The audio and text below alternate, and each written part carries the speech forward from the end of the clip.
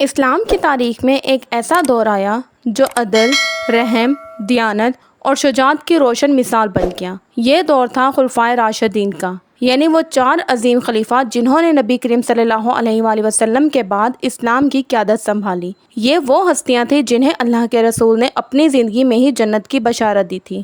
حضرت ابوبکر صدیق رضی اللہ تعالیٰ عنہ۔ حضرت ابوبکر صدیق رضی اللہ تعالیٰ عنہ وہ شخصیت تھے جنہوں نے سب سے پہلے اسلام قبول کیا اور جنہوں نے غار ثور میں نبی پاک صلی اللہ علیہ وسلم کے ساتھ ہجرت کی۔ جب رسول اللہ صلی اللہ علیہ وآلہ وسلم دنیا سے رخصت ہوئے تو صحابہ کرام رضی اللہ عنہ غم میں ڈوب گئے۔ اس وقت حضرت ابوبکر رضی اللہ عنہ نے کھڑے ہو کر فرمایا، جو محمد صلی اللہ علیہ وآلہ وسلم کی عبادت کرتا تھا وہ جان لے کہ محمد صلی اللہ علیہ وآلہ وسلم وفات پا گئے، اور جو اللہ کی عبادت کرتا ہے وہ جان لے کہ اللہ زندہ ہے اور کبھی نہیں مرے گا۔ حضرت ابوبکر نے مسلمہ کذاب جیسے جھوٹے نبیوں کے خلاف جہاد کیا اور زکوٰۃ نہ دینے والوں کے خلاف بھی سخت موقف اختیار کیا۔ قرآن کو جمع کروانا بھی ان کے دور کی ایک بڑی کامیابی تھی۔ جب عرب کے کچھ قبائل نے زکوٰۃ دینے سے انکار کیا تو حضرت ابوبکر رضی اللہ عنہ نے کہا، اگر یہ اونٹ باندھنے کی رسی بھی زکوٰۃ میں دیا کرتے تھے اور اب انکار کریں گے تو میں ان سے لڑوں گا۔ یہ اسلام کی وحدت کا عظیم فیصلہ تھا۔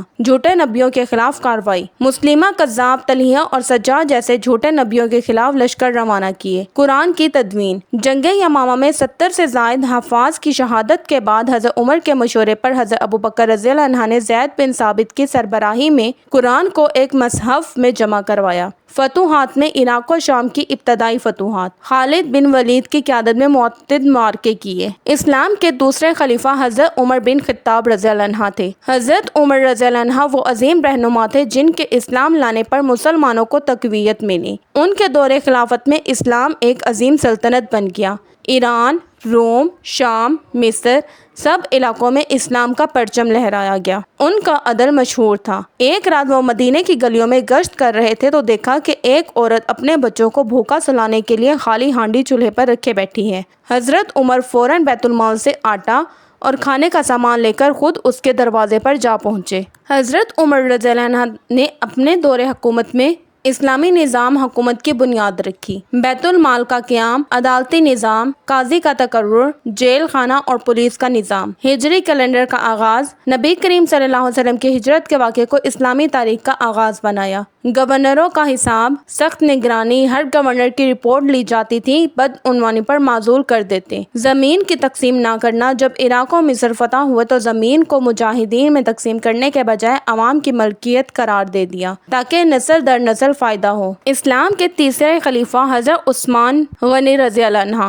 حضرت عثمان رضی اللہ عنہ جو 2 مرتبہ رسول اللہ صلی اللہ علیہ وآلہ وسلم کی بیٹیوں کے شوہر بنے، بڑے سخی اور نرم دل انسان تھے۔ ان کے دور میں اسلام مزید پھیلتا چلا گیا۔ انہوں نے قرآن کریم کو ایک مصحف میں جمع کرا کر امت کو اختلاف سے بچایا۔ انہوں نے مدینے میں کنواں خرید کر عوام کے لیے وقف کیا اور کئی بار فوج کے لیے ساز و سامان مہیا کیا، مگر فتنوں کا آغاز بھی انہی کے دور میں ہوا۔ آخر کار شہادت کے وقت ان کے ہاتھ میں قرآن تھا اور ان کا خون قرآن کے اوراق پر گرا۔ اسلام کے چوتھے خلیفہ حضرت علی المرتضیٰ رضی اللہ عنہ۔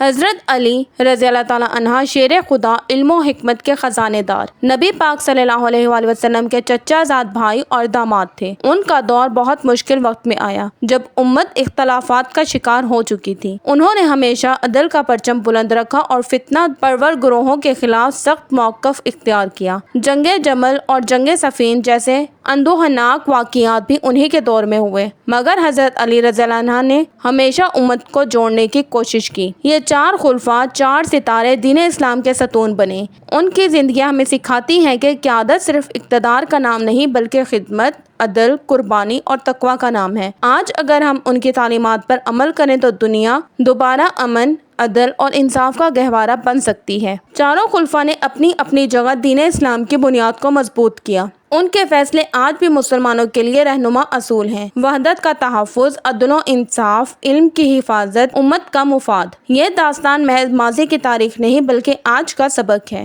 اگر ہم ان راہوں پر چلیں تو دنیا اور آخرت کی کامیابی یقینی ہے۔ اگر آپ اسی طرح کی مزید تاریخی ویڈیوز دیکھنا چاہتے ہیں تو سویرا چینل کو لائک کریں، شیئر کریں اور سبسکرائب کرنا مت بھولیں۔